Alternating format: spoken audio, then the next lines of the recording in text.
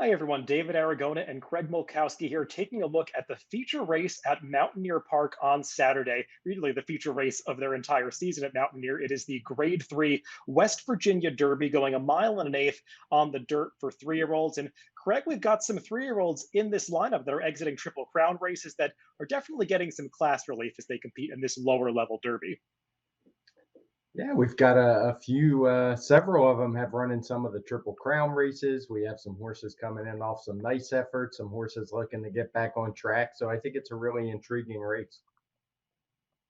Let's throw up the field of 7 signed on for this West Virginia Derby. And the slight morning line favorite is the number 6, We the People, who's coming out of a fourth place finish in the Belmont Stakes. Skippy Longstocking, another one exiting the Belmont. Simplification, who competed in both the Kentucky Derby and Preakness, also in this field. And there's the up and comer from the Brad Cox stable, Home Brew, Craig. Interesting to see how these four and some others sort themselves out in this race. Yeah, no doubt. I know we're going to talk about the piece projector. There's some horses that I don't even consider contenders who could be strong factors on the front end. And we have horses looking to make a jump up to the top, near the top of the 3-year-old division, while some others are trying to get back there. Let's take a look at that time form US pace projector. And Craig, I was a little surprised to see that We the People not shown on the front end. Perhaps that's because he's coming out of a slower paced Belmont Stakes. But the number 5, Courvoisier, certainly does possess plenty of speed, even though he hasn't necessarily been a front runner in his recent races. He's coming out of some fast paced events. Yeah, that's the main reason. I'm sure that Belmont Stakes is probably being ignored by the algorithm for We the People, and his other races just weren't as fast as Courvoisier. We haven't seen Courvoisier in a while. He was a horse who made a dent early in the season. I'm not sure he's really ready for this kind of competition, especially off the bench, but I do think he'll be a pace factor and a possible thorn in the side of We the People, who's done most of his best running on that front end. Let's get into some of the main contenders, and we'll start by taking a look at that Belmont Stakes, in which We the People finished fourth, and the number 7 Skippy Longstocking was third. Craig, it just felt like We the People maybe didn't get the distance. He got the kind of trip that I think most of us were expecting he would, setting a moderate pace. Just kind of couldn't see it out through the final quarter. And Skippy Longstocking, he ran his usual honest race, just wasn't quite good enough. Yeah, I think the distance got We the People. He's a horse who, I mean, the pace was pretty strong by Belmont standards, but turning back to a mile and an eighth from a mile and a half, should that would have been a more reasonable pace on Saturday. He's a horse who I'm a little leery of because he has shown that he needs to be right up there on the front end, and I just wonder how he's going to deal with that 5 horse Courvoisier, who we talked about, who is been right up there, but he isn't really a need to lead type either. So I wouldn't be surprised if We the People is on the front end. Yeah, I think that We the People will probably go forward and we'll see what they do racing outside of Courvoisier. They can take up that stalking position if they want to. He ran that big 120 time form US speed figure in the Peter Pan 2 back. In some ways, he kind of validated that performance in the Belmont, really hanging in there for about 11 furlongs until just getting a little bit tired at the end. He seems like a pretty legitimate contender in this race. Just feels like one that has really stepped forward since the springtime and has to be taken seriously. And Craig, as for Skippy Longstocking, just a horse that has steadily been improving kind of under the radar, often going off at decent prices in his races. He's probably going to be one of the bigger prices of those coming out of the Triple Crown races once again this time. But I don't want to totally discount him because he's got some nice speed figures.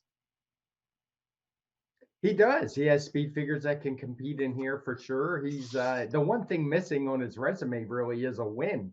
He seems to run well, show up, run his race every time, but he's just been a little bit over his head facing horses like Mo Donegal a couple times in early voting, and this drop into Grade 3 racing might be just what he needs. Let's take a look at another horse exiting Triple Crown events. That is the number 2, Simplification. This horse competed in both the Kentucky Derby and the Preakness. And Craig actually put in a pretty nice effort in the Kentucky Derby. Sure, he got a good trip closing into that extremely fast early pace, but he still finished fourth behind Rich Strike, Epicenter, and Zandon, two of those considered among the best 3-year-olds out there. And then last time in the Preakness, just felt like he didn't run his race, but coming back in the 2 weeks, maybe we can be a little bit forgiving of that.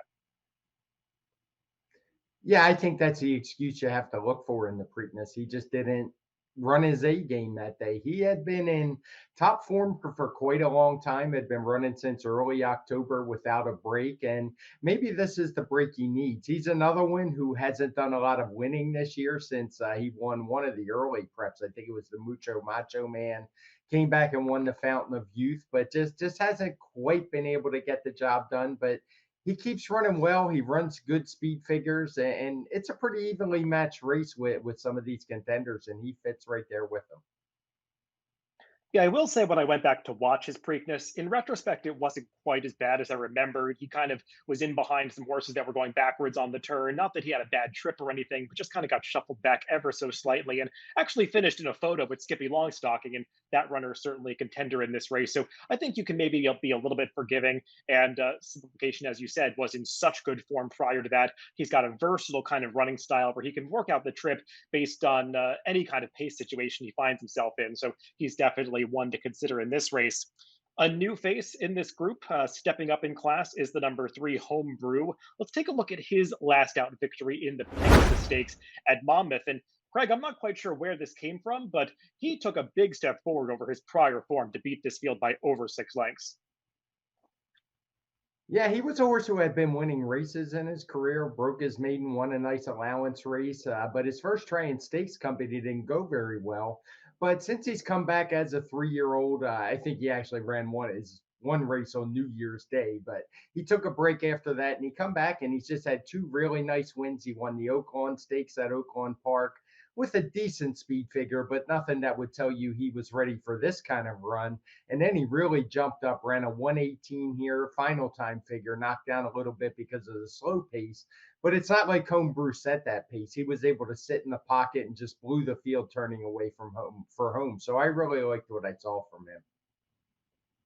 Yeah, if you just think he's an improving horse and he's going to continue that forward progression, then I guess he's one that you have to take very seriously in this race. And I know, Craig, you found a stat for trainer Brad Cox that suggests that he does get these 3-year-olds to win these kinds of races. We can look very specifically over the past 5 years with 3-year-old males in grade three stakes, a high percentage and a really healthy ROI. Yeah, it's in the over 40% winning and over $3 ROI. So it just seems like he knows where his horses fit, particularly these horses that aren't quite at the top of the division, but are on the up and on the improve. Let's take a look at one more contender in this race. That is the number four King Ottoman, kind of one of these runners that skipped the Triple Crown and is looking to make some inroads in this division over the summer. He actually broke his maiden in this race we're going to look at here, the Texas Derby. He was coming off 3 starts in Maiden Special Weight Company, had gotten some minor awards, but had run some nice speed figures and run well in all of those, and actually fit pretty well in this Texas Derby. Finally got the job done here, Craig, with a game effort. Yeah, that I was actually there that day, and it was pretty surprising. He was a Steve Asmussen trainee, as was the runner-up, both who were pretty big prices. He ran a career best, but I would say he disappointed in the Indiana Derby. He didn't really back up that form. I think there's a pretty good possibility the track was on his side at Lone Star, where it would seem to be a closer's flow towards the outside. So I'm not sure he's quite up to this level of competition. Yeah, I tend to agree with that. I thought he got beaten by some lesser runners last time out in the Indiana Derby. Well, Craig, let's throw up our picks for this race. You went more towards the new face. I kind of went with the proven class in this West Virginia Derby.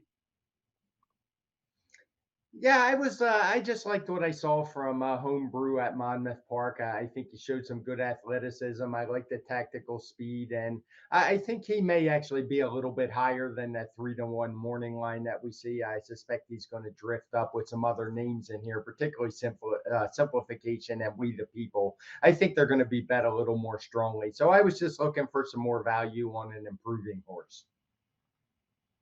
Yeah, I'll be interested to see how this race does get bet. Sometimes these runners for the Brad Cox stable take too much money, but there are a lot of ways to go in this race and some familiar names that I think will attract some support.